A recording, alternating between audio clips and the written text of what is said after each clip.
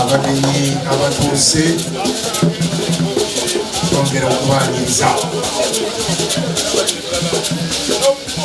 tuli mu Katikiro amaka amatongole aga Katikiro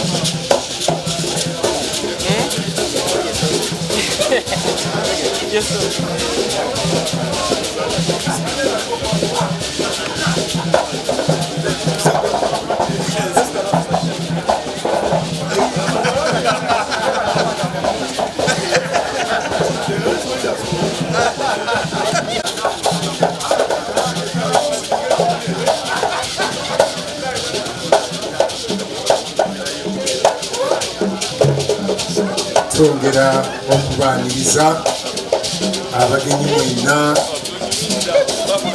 ate tubeebaza okukwata obudde twebaza mwebala okukwata obudde ey'omuddugavu wano bw'omuyitako bbiri ate yalowoozaamu nnya naye twebaza nnyo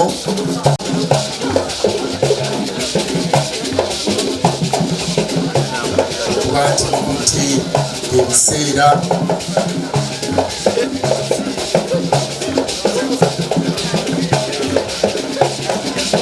bwe bwali bwe buti yali ntujjo yennyini mu Buganda wonna tuli mu Katikiro emyaka 12 ya Katikiro Mayiga akutte Ddamula lugendo naye twebaza Omukama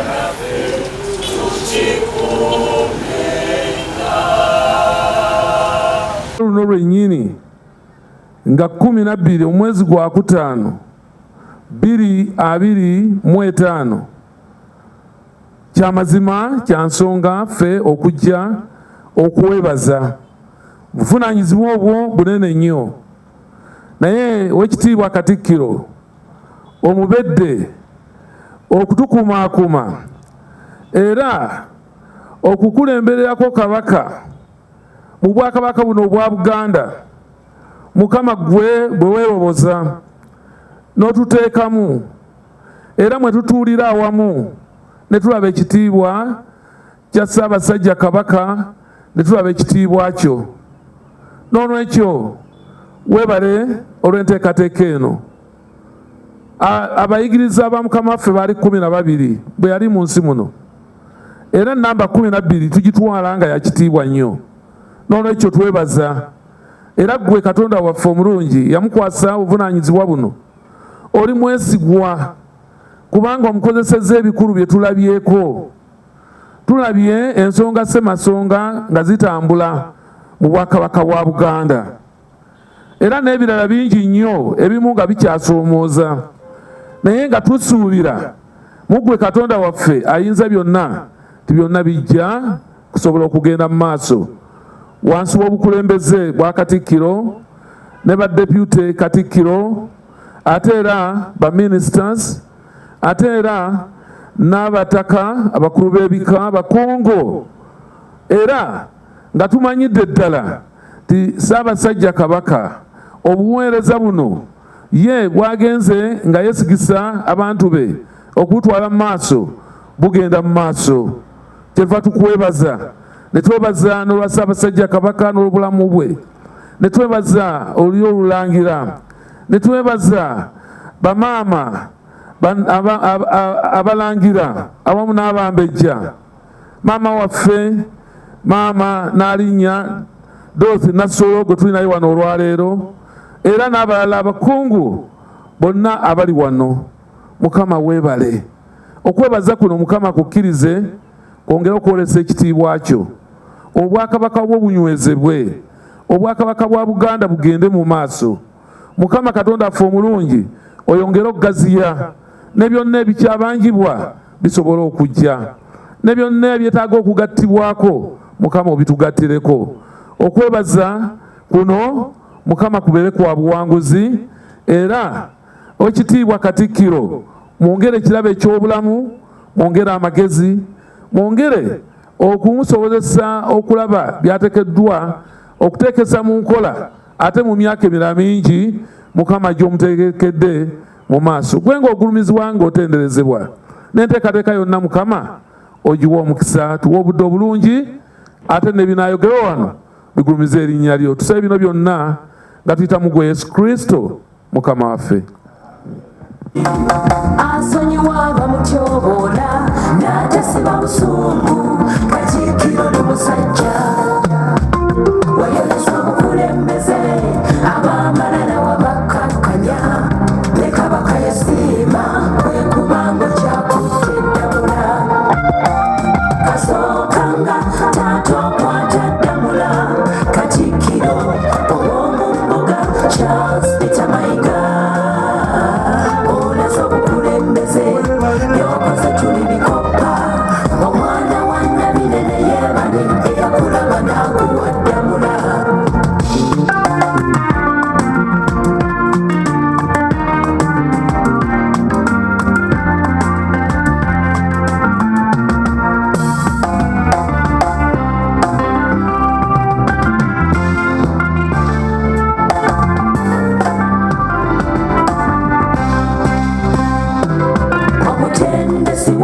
Ssaabasajja yatendeka, watuula mu klasi ye eyakusomesa n'obiyiga. Entegeka zakukwasa zonna ozikoze bulungi, otaddewo enjawulo ssebo ku mwanya ate kirala.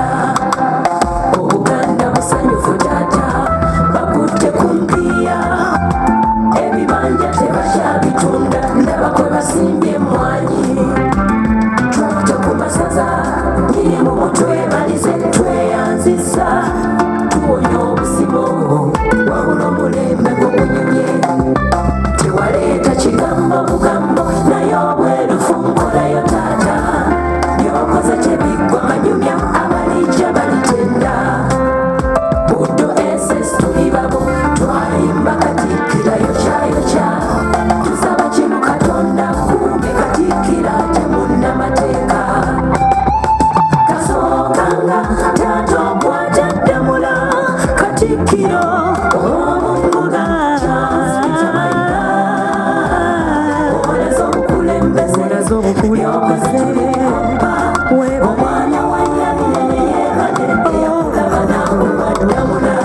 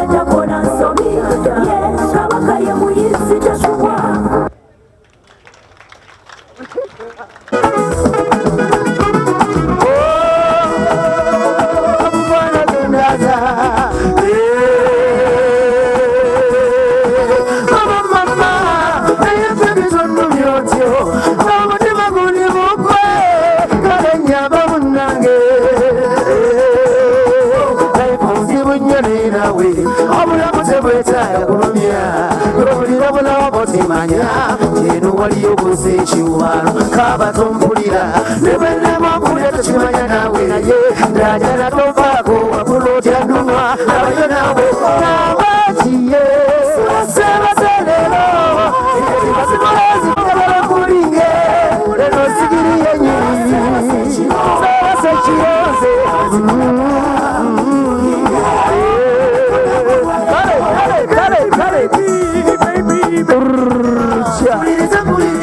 soko jeyo ab'ebitiibwa bati ab'ebitiibwa iyo naye obutabuzibera bujja naye ekangula ekyakasaale balagogomba nkumu olinga kimuli bulingi kyezungira mumwe bagite mu bibinja naye kale sitidde ani bataase njalindeetera obuzibu kuba abazidde bagambe walonda bamala na buli kyenaba bakiba kirungi kina kuba kikyo y'omutwalo ku kuca kabira kaba bafumba ensula omusajja mukabine kumbali mukole abajja bakabacawe oli mulungi nnyo togabanika eyo wandibadde fenga yenze wandibadde nawolaba ensonga lwaki amyogo kalinga ennanga ebyosekere ebiri ku mulemba amayigo n'eddoboozi lyo wakulira ebiriyo nange olikadde nkuyeya ekangula ekyakasaale balagogomba nkumu olinga kimuli bulingi kyezungira bumwe aginte mu bibinja naye kale sitidde ani bataase yalindeetera obuzibu kuba amaliridde bagambe walonda bwamala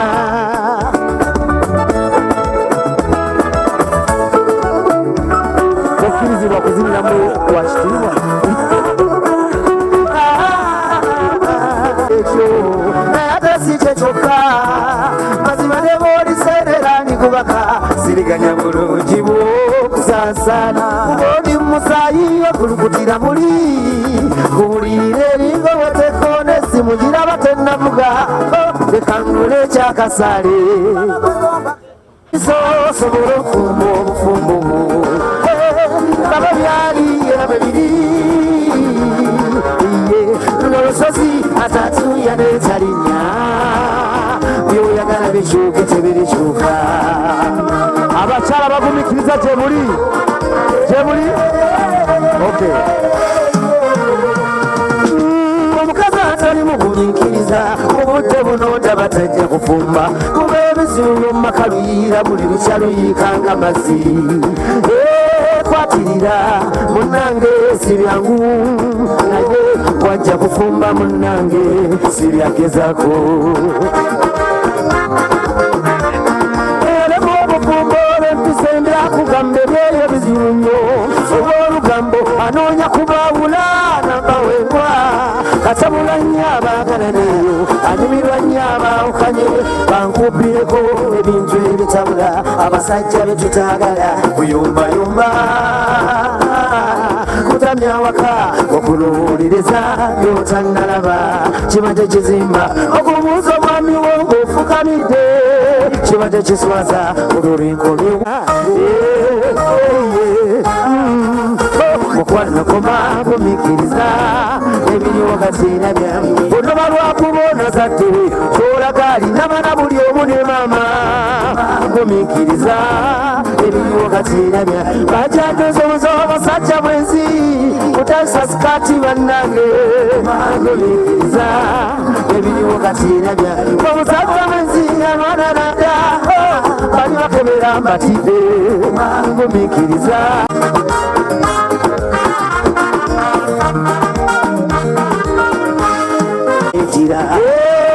leka kukube kalinga nina basikonsa mukwatulira kuba kuguma bangi bawudde banakiyonekete bagina engabizibu obasiza n'abakazi bagamba okudda mu mufumbo wa kirindi banze omukwano gw'akaseera kusinga kuyomba lakukyeo zembagambye bekanyambisa osobola okufumba obufumu ngaba byali era bebiye luno lusozi atatu yaneetalinya byoyagala bikyuke onoba lwakubona zaddebe yolagali nabana buli omu ne maama kwanogoma gomikiriza ebiriwo katinamya ajanduzozo omusajja mwenzi kutaisa sikati bannange gomikiriza omusajja mwenzi anonda nadda bali bakebera mbatidde.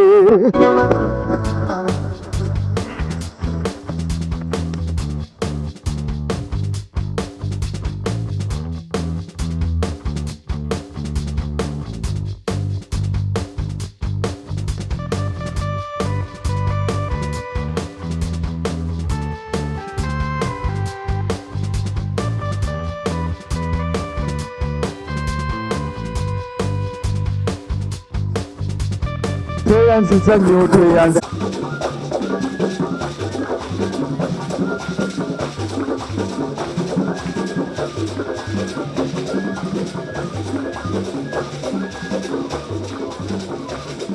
waabwe ali wano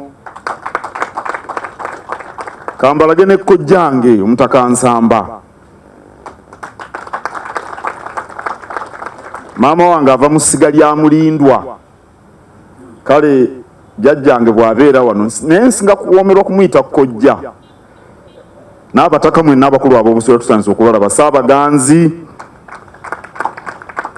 abakungu mu biti ebyenjawulo babadde banjula mukulu wange Godfrey Kirumira abadde alina ebimututte n'abalala mwenna Buganda twezimbe bane tusanyusa okubalaba abakulembeze b'eddiini nebaza nnyo Ssaabalabirizi nedda omulabirizi Moses Banja mukoddomi wange ow'Embogo atuwadde essaala naye n'abakulu baali nabo ate ne viika wa Lutikko naye mukoddomi wange ow'omutima yamufumbira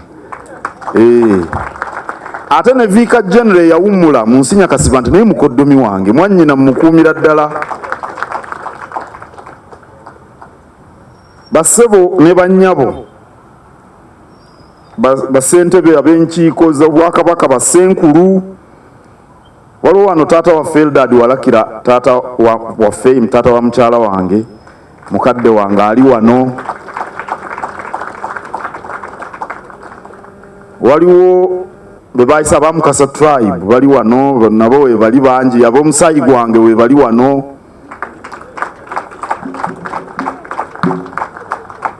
nsanyuse nnyo n'okulaba abayizi aba Buddo SS abayimba obuyimba obujjudde sukaali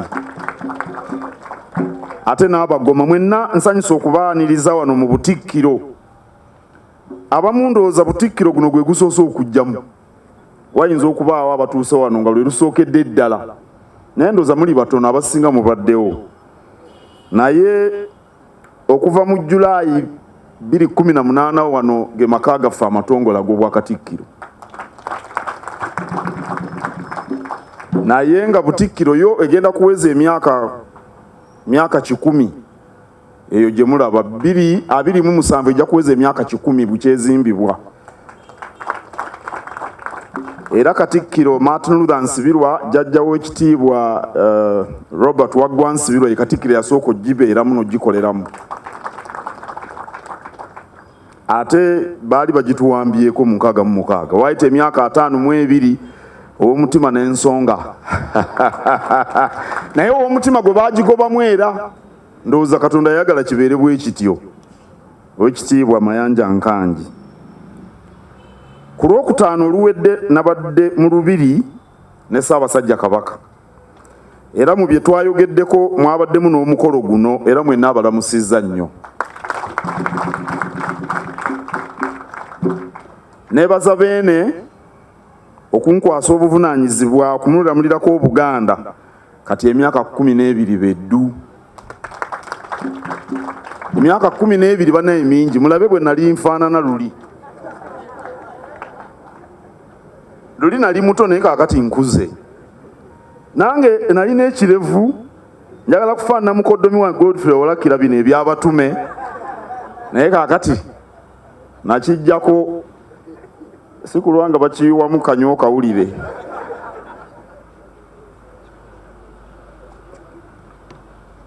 Owekitiibwa Joseph Mulwanyammuli Semwogerere twogeddeko ku ssimu abadde ali mu kiyegu naye agambye nti kalabo banaasobola okujja. Bwe yazzaayo ddamula mu Desemba 25 nange nze omu ku baminisita abaawummula. Nali ndowooza nti obuweereza bwange eri Kabaka ku ddaala eryo ery'obwa minisita obwami obukulu nti bwali bukomyawo bwe nalowooza.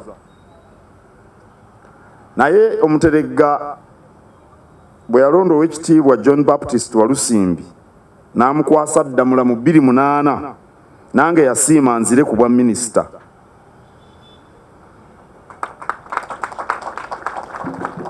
Kyokka nali ndowooza nti Oweekitiibwa Walusimbi oluwummula bw'ati nange nga mpummula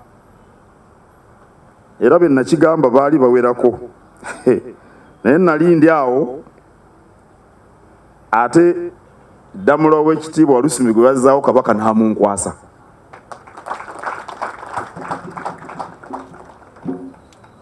Lwaki nali ndowooza nti nja kuwummula luli ndibibanyumiza nga mukomyewo nga tewali baamawulire naye bijja kubawoomera bwe muli biwulira. Naye Kabaka n'asiima mulamulireko Obuganda. Neebaza omufumbo okunneesiga n'okunnuŋŋamya mu bbanga lino. Beena alina be yasooka okutuma ne bantegeeza obuvunaanyizibwa bwe nali ngenda okugendamu oluvannyuma naye n'ampita antegeeze nga bwe yali asiimye nti ngenda kubeera Katikiro. Bwe yali ansiibula yaŋŋamba nti weetuli, bw'atyo bwe yaŋŋamba weetuli, era ambedde ebbanga lino lyonna neeyanze nnyo. Neebaza abamyuka ba Katikiro, neebaza abakubiriza b'olukiiko wamu ne baminisita bonna benkoze nabo n'abamyuka b'abakubiriza b'olukiiko. Oweekitiibwa Lwasa tekako akamwenyumwenyu naawe nkwebaziza. Mbeebaza mwenna benkoze nammwe emyaka gino gyonna abaliwo n'abawummudde. Neebaza abakiise b'olukiiko, neebaza ab'amasaza n'abaami ba Kabaka ku mitendera gyonna. Neebaza bassentebe ba ziboodi bali wano. Neebaza bassenkulu bassentebe we bali bakulira enkiiko nnyingi ez'Obwakabaka. Neebaza bassenkulu abakulira ebitongole eby'enjawulo, mwebale nnyo bannange. Neebaza abaweereza b'abeene bonna bangi bano ba Allen Namukasa abo bonna aba Maureen Nakitende baani bonna abo bwe batyo bonna. Waliwo baddereeva abanvuga. Ddereeva wange yali ddereeva w'ekitiibwa Walusimbi nakati yakyamvuga. Abakola emirimu waliwo abalongoosa Bulange abeera, abalonda ebisubi. Abantu abo bakola omulimu munene. Abantu bwe bajja mu Bulange nga wayonjo banneebaza naye ne beerabira nti waliyo abakola emirimu egyo. Tubeebaza nnyo bonna. N'abakozi abayambako baminisita mbeebaza nnyo.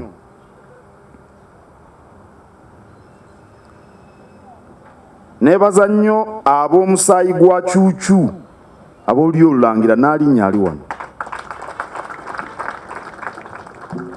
Omumbejja ono mwagala nnyo nnyo nnyo kubanga naye anjagala nnyo ate okuva edda tanjagadde bya nnaku zino. Okuva edda era twabaawo nsonga gy'atambuulira eyeetaagisa ng'onkoze bulungi omwana w'embuga. Ate yafiiriddwa mukulu we n'alinnya tebatta gwabwe era abamu tebaliwo lwa nsonga eyo.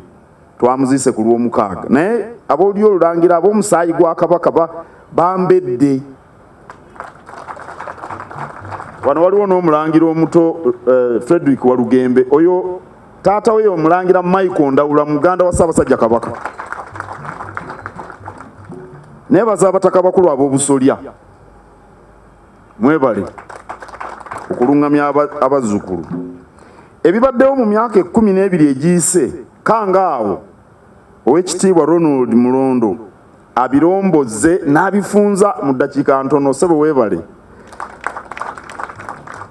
sigenda kubiddamu, naye ebyo ebifunziddwa ebireesewo ku kayawulo mu Buganda bye bibala by'entuuyo zammwe benkoonyeeku. Mukiikiridde Obuganda mu abali wano, bye bibala by'entuuyo zammwe. Era bwe tuba ffe tusize ensigo, Obuganda ensigo eyo bugifukiridde, naddala abavubuka.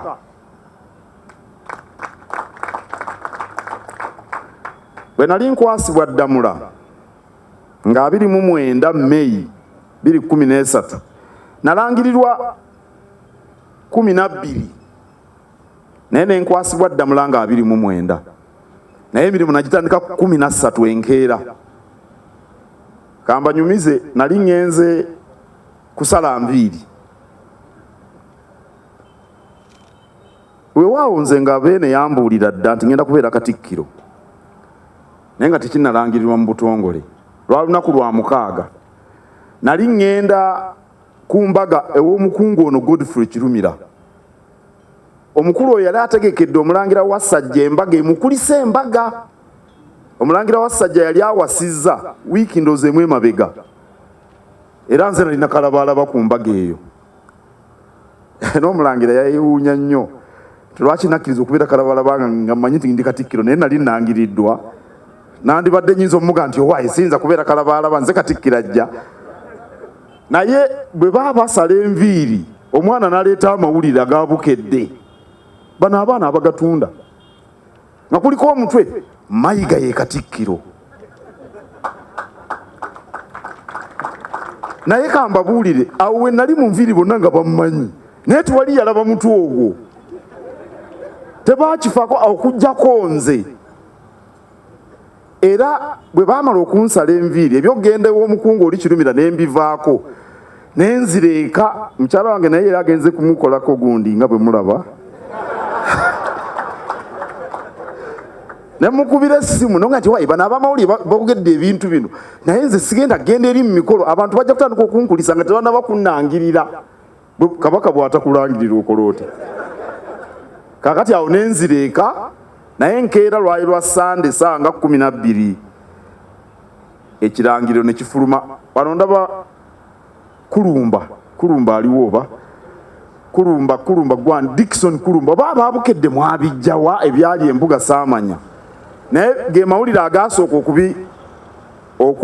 okubifulumya. Naye bwe baali bankwasa Ddamula, Obuganda bwakulumukuka, ndowooza nammwe mwabulaba. Era bwe ntunula ku butambi obwo, abasinga baali bavubuka. Waliwo yagenda n'agamba Kabaka nti Kabaka bw'aba akwasa Katikkiro Ddamula amukwasiza mu kisasi, tugambe nga bw'olaba ku lubiri kutwekobe kubaako ekisasi wano w'oyingirira. Era ne bagamba nti Oweekitiibwa Mulwanyammuli bamukwasiza mu kisasi kya Bulange. Naye ate Oweekitiibwa ndowooza Muliika n'Oweekitiibwa Lusimbi babakwasiza wabweru awo. Kati baali baagala tuddeyo ku nkola nga bweteekeddwa nti okubeera. Kabaka n'agamba akirabika kati ennono ekyuse, kubanga abavubuka bagenda kubeera bangi. Kabaka ye yaŋŋamba kubanga abavubuka bagenda kubeera bangi, ate njagala balabe ebintu bino. Naye ndowooza mwalaba ensi n'ensi y'abantu wano abavubuka. Kaakati mu bbanga lino ntalaaza Obuganda bwonna n'ebweru nawanga Oweekitiibwa Mulondo bw'ababuulidde. Naye abantu ba Kabaka okusingira ddala abavubuka bannyaniriza, era enteekateeka ze tubadde twanjula baziwagidde. Muyinza okulaba ku mmeeza eri okuli abakungu. John Fred Kiyimba yali muto nnyo twatandikira bino ebya Buganda twezimbi, kati avumbyevumbyemu bavubuka. Naye n'abalala ate abato ku ye babadde basaale nnyo era nsiima nnyo Obuganda kubanga ebimu bino Omulangira Mulondo byayogedde singa abantu tebabiwagira byandikomyawo mu mpapula naye babiwagidde okusingira ddala abavubuka nsiima nnyo neebaza nnyo mukyala wange ono ow'Embogo agumidde bingi ebbanga lino lyonna agumidde bingi abaana baffe bali awo waliwo n'abaana baffe baabo abo bamu ku baana baffe muyimirire abantu babalabe oli Arnold Bigabo ye yawasa Namata omwami woona emirimu gimulemesezza abalala tebaliiwo naye mwebale baana bange kubeera balungi ewaka batakuwa mirembe tosobola kukola mirimu gya Kabaka kikaluubiriza nnyo nebaza nnyo ab'omusayi gwange banaye Mukasa tribe muyimirire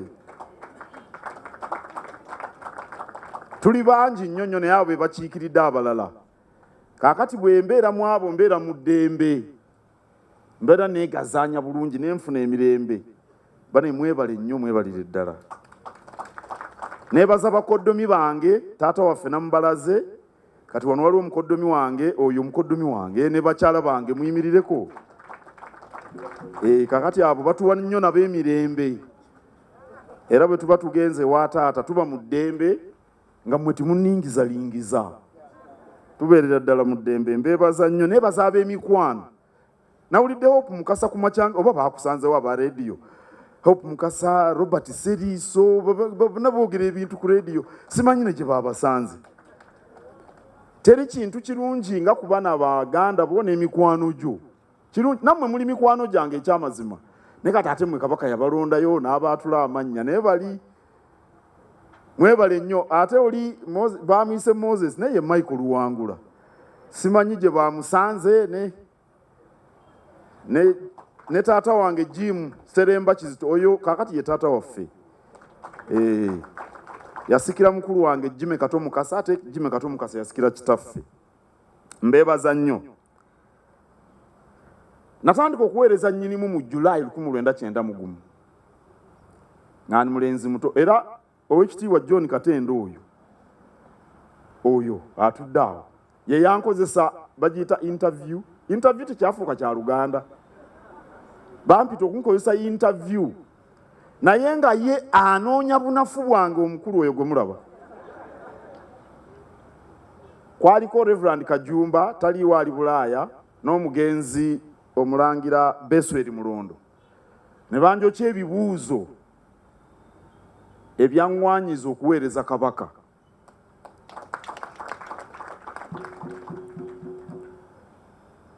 kale okuva lwe nafuuka omuweereza wa Ssaabataka nayongera okunoonyereza n'okulondoola kalonda akwata ku Bwakabaka bwa Buganda mu 2009 nafulumya ekitabo ekyali kirombojja nze bye nali ndabye oba bye nali nnoonyereza oba n'ebitonotono nange bye nali nkoze mu lutabaalo lw'okuzzaawo Obwakabaka ekitabo ekyo nakituuma King on the Throne, the story of the restoration of the kingdom of Buganda. Omulangira akyogeddeko. Prime time communication be bakifulumya Dennis Juko bali awo kati ebbanga liyiseewo ggwanvu ng'abantu bangi bammanja ekitabo ekyo nkize mu Luganda buli kaseera abantu baŋŋamba ekintu ekyo olwaleero nga muzze okunkulisa emyaka 12 egy'Obwakatikkiro mbanjulira ekitabo Kabaka ku Namulondo olugendo lw'okuzzaawo Obwakabaka bwa Buganda.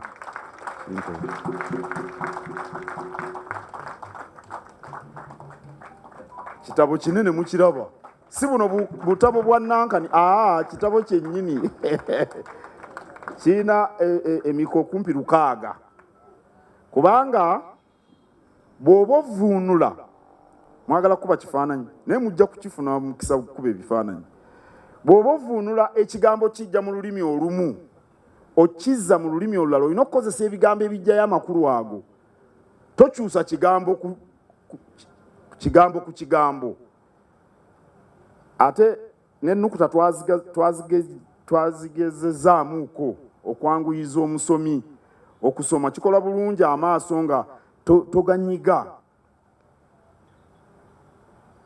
Kakati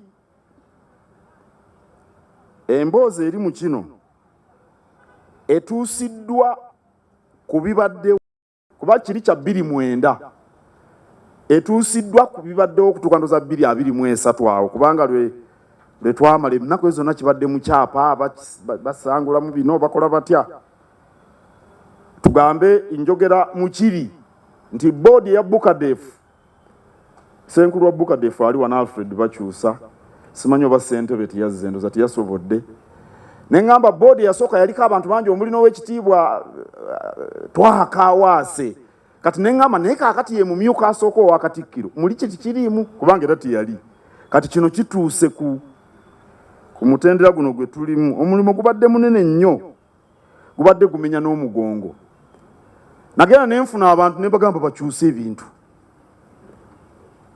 kaakati mu kitabo mujja kulaba waliwo nayogera kugimu ku mirimu gy'abavubuka baategekanga ekijjulo Kabaka n'azina ne ku mazina nga bakiyita Royal Ball kati oli omuvunuzi n'agamba nti abavuka baategekanga omupiira omulangira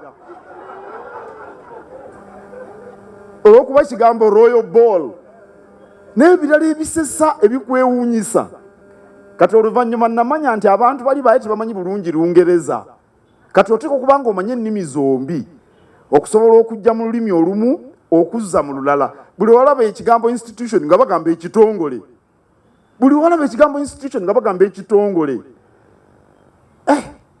ne tuddamu omulimu buto okutuusa bwe twagutuusa awo we guli naye n'okuwandika Oluganda okulutereeza omukyala Josephine Nantege Semanda muwandiisi w'enkalakkalira mu ofisi ya Katikiro amanyi Oluganda okufa obufi era y'omu ku baayeeramu ensobi mu mpandiika y'Oluganda. Kino kitabo kirimu essuula 15 namba okuva Abangereza lwe bajja akasambatuko ka 66 Kabaka okudda okwaboobwe Kalonde yayitibwamu okutuuka Matumpaggwa okutula ku Namulondo ensonga za ssemateeka Owekitiibwa Katende oyo gwe mulaba kaakati annamusanga ayimiridde na biki naye nga yancunya era nga tumuyita omubaaya erinnya ery'obubaaya naliwulira abeebonizi nga bamuyita omubaaya kaakati ng'atutwala ewuwe saawa awo 2 ez'okumakya n'abawa emirimu egy'okukola byamateeka nga tuwandiika ebirowoozo by'okutwala ewa omulamuzi Odoki ye n'ayingira eyo mu nju n'abulawo n'atadda okutuuka saawa nga 9 mu ddakiika 15 n'asazaamu buli kintu kyonna kye twakoze n'agamba mwasoma kimmwe muliraba looya mmwe munneebaliza omukulu oyo yatusomesa ebintu bingi ebintu ebyo mu kitabo mwebiri n'erinnya ery'omubaaya naliwandiika mu kitabo mufunire ddala ekifaananyi kale bingi n'ebizzeewo bibaddewo ebitongole ndaba Dr. Colin Sentongo baakola nnyo kati mu kino ekitabo natalamu n'ekifaananyi ky'abantu bamutegeere sebo mwami Kawoya muli mwegirisiza mu CBS naki abalala mu ababukadefu ababikal biki omukulu oyo mumwebaze be bantu abasooka ebintu bino n'abalala omugenzi Hubert Kibuuka n'abalala kale ekitabo ekyo kisobola okuwoomera n'ogoberera ebintu nga bwe bibadde ndowooza kirungi ffena tuwandiike bye tuyiseemu abalala baleme kubituwandiikira oli bwakuwandiikira ateekamu ye byayagala omulangira Daudi Chwali wano ye mukulu w'omulangira ono Frederick Walugembe nade simulabye bwewandiikira ebintu byo gwoba obyewandiikidde omulala ayinza obiwakanya byowandiise naye tewali nsonga tewali buzibu kubanga gwoba obiwandiise ate mu nsi ezikyakula kye mulina okumanya ebitabo bino tebiriimu ssente kyokka omwogezi w'olunaku ow'ekitiibwa Ronald Mulondo yatugambye nti ekyomuwendo kibeera mu kitabo. Tuwandiika ebitabo bino okukuuma ebyafaayo kya muwendo nnyo n'okusinga ensimbi, naye era mugenda kigula rupiiya emitwalo 10 beddu.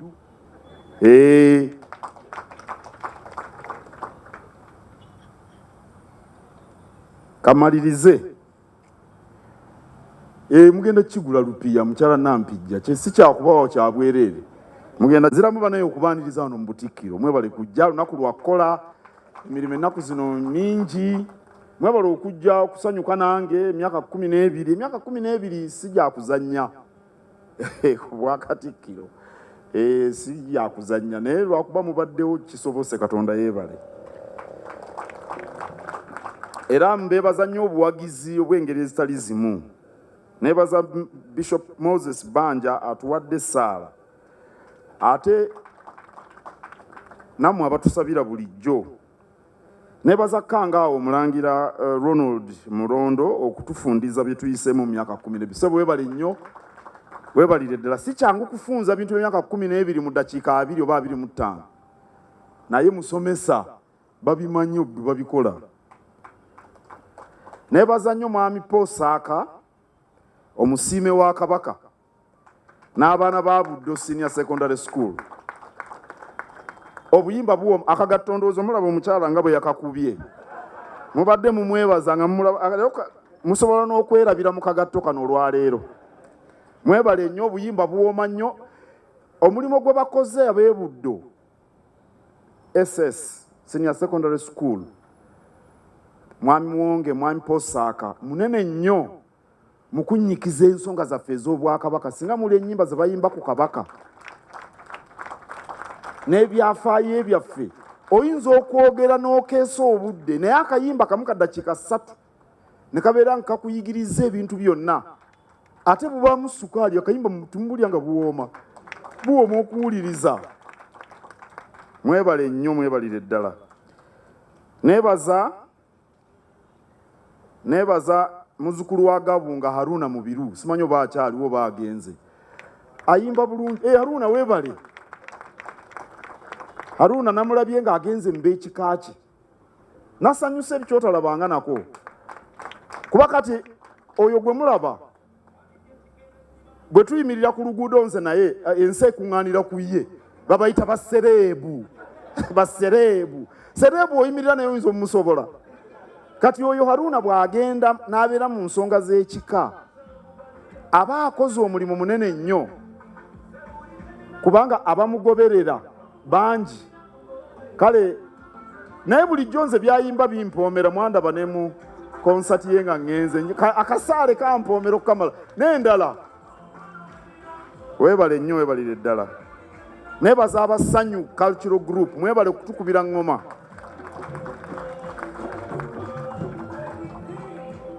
Oyo nno Kojjange Mayanja anti wangabi agenda kuyimba ndowooza oba lwakutaano Palaso yeddira Ngabi jajjaawo ali wano.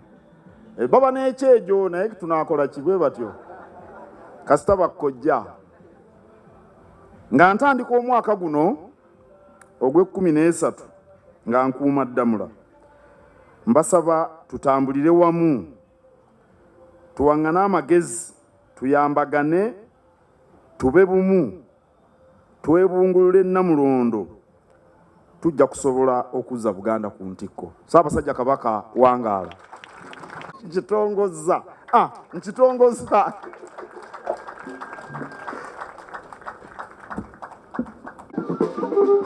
Saba tukubire Katikiro mu ngalo, tweyanziza nnyo